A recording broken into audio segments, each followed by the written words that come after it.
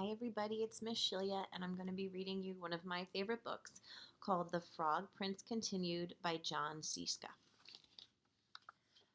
The princess kissed the frog, he turned into a prince, and they lived happily ever after.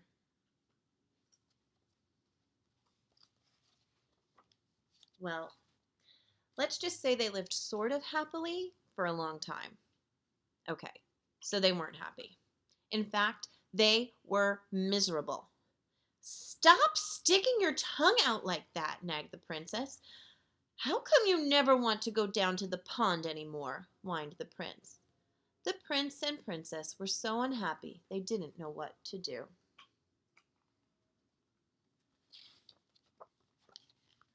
"I would prefer that you not hop around on the furniture," said the princess.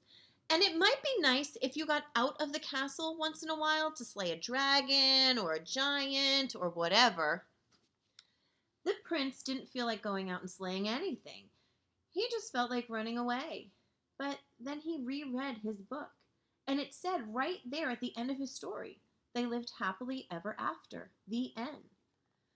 So he stayed in the castle and drove the princess crazy.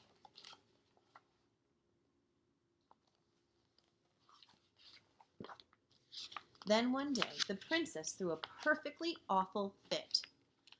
"First, you keep me awake all night with your horrible croaking snore. Now I find a lily pad in your pocket? I can't believe I actually kissed your slimy frog lips. Ugh! Sometimes I think we would both be better off if you were still a frog." That's when the idea hit him. The prince thought, "Still a frog. Yes, that's it!" And he ran off into the forest looking for a witch who could turn him back into a frog.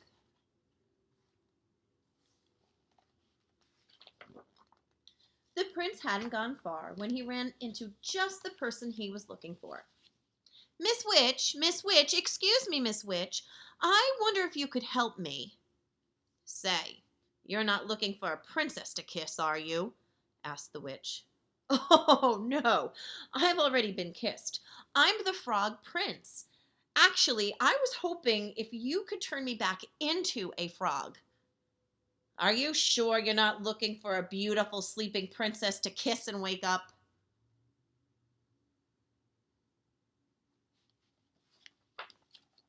"No, no, I'm the frog prince."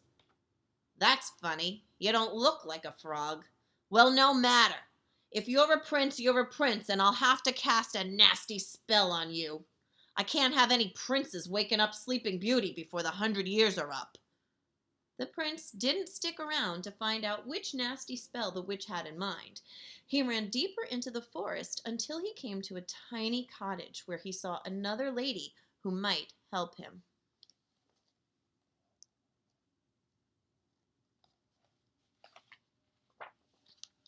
Miss Witch, excuse me, Miss Witch. I wonder if you could help me. I'm a prince and a...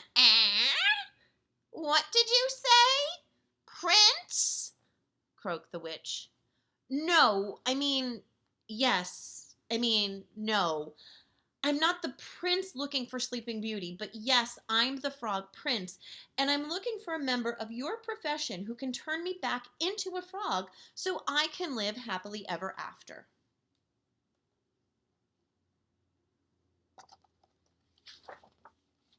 "Frog prince, you say? That's funny. I thought frogs were little green guys with webbed feet. Well, no matter. If you're a prince, you're a prince, and I can't have any princes rescuing Snow White. Here, eat the rest of this apple." The prince, who knew his fairy tales and knew a poisoned apple when he saw one, didn't stay to say, "No, thank you." He turned and ran deeper into the forest. Soon he came to a strange-looking house with a witch outside.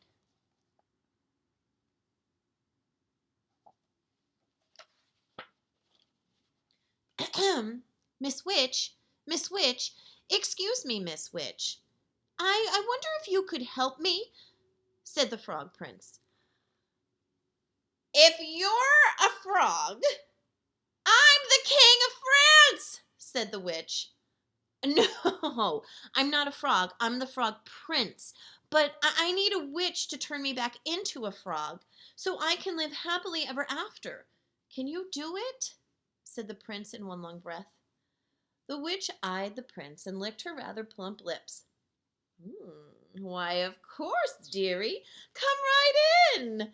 Maybe I can fit you in for lunch.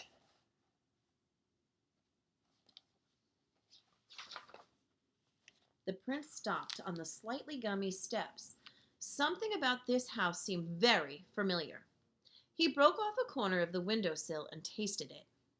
Gingerbread. I hope you don't mind me asking, Miss Witch, but do you happen to know any children by the name of Hansel and Gretel?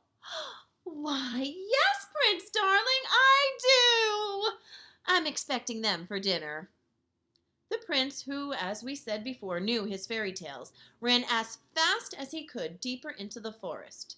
Soon he was completely lost.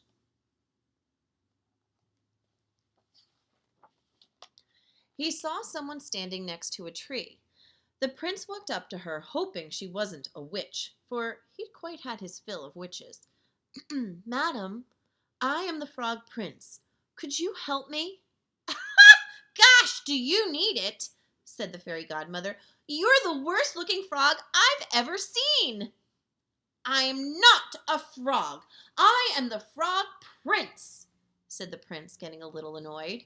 And I need someone to turn me back into a frog so I can live happily ever after. Well, I'm on my way to see a girl in the village. About going to a ball? But I suppose I could give it a try. I've never done frogs before, you know. And with that, the fairy godmother waved her magic wand and turned the prince into a beautiful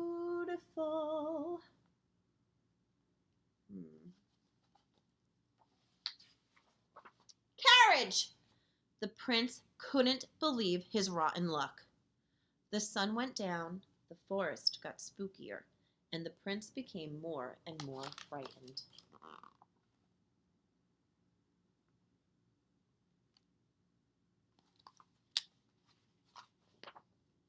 Oh, what a fool I've been. I could be sitting at home with the princess, living happily ever after, but instead I'm stuck here in the middle of this silly forest, turned into a silly carriage. Now I'll probably rot and fall apart and live unhappily ever after.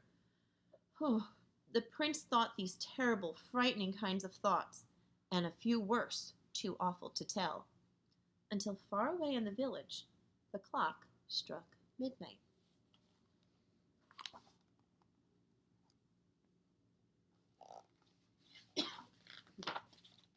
The carriage instantly turned back into his former prince self and ran by the light of the moon until he was safe inside his own castle. Where have you been? I've been worried sick. You're 7 hours late. Your dinner is cold. Your clothes are a mess. The prince looked at the princess, who had believed him when no one else in the world had. The princess who actually kissed his slimy frog lips. The princess who loved him.